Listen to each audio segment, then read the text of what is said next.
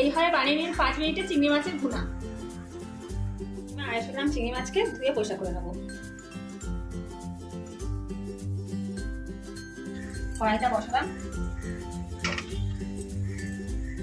হয়ে গেছে, তেল দিলাম, মাছটা ভাজছি, হলুদ মাখিয়ে পেস্টটা রেখে দিয়েছিলাম। এবার ভাজবো, হালকা ভাজতে হবে মাছটা। হালকা ভেজে নিয়েছি, এবার তুলে নেবো। কড়া ভাজলে শক্ত হয়ে যাবে, সেই জন্য হালকা ভেজেছি।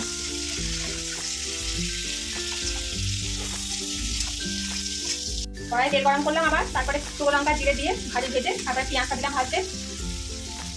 পেঁয়াজটা একটু লাল লাল করে ভাজা হয়ে গেলে তারপর দেবো আদা রসুনের পেস্ট।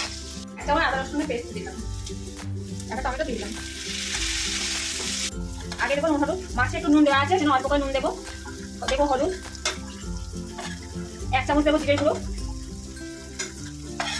1 চামচ ধনের গুঁড়ো, লঙ্কার গুঁড়ো। এবার একটুখানি জল দেবো, দিয়ে একটুখানি জল দিয়ে মশলাটা ভালো করে কষাবো। মশলা কষানো হয়ে গেছে, এবার দেবো কাজু বাদামের পেস্ট। এবার দেবো একটু গরম জল। এবার একটু ফুটে থাকবে, তাই মাছ দিয়ে দেবো। এবার দিয়ে দেবো ভাজা চিংড়ি মাছগুলো, তার সাথে দেবো 2 কাঁচা লঙ্কা চেরা, দিয়ে আর গরম মশলা দিয়ে নামিয়ে দেবো। তৈরি হয়ে গেল চিংড়ি মাছের ভুনা।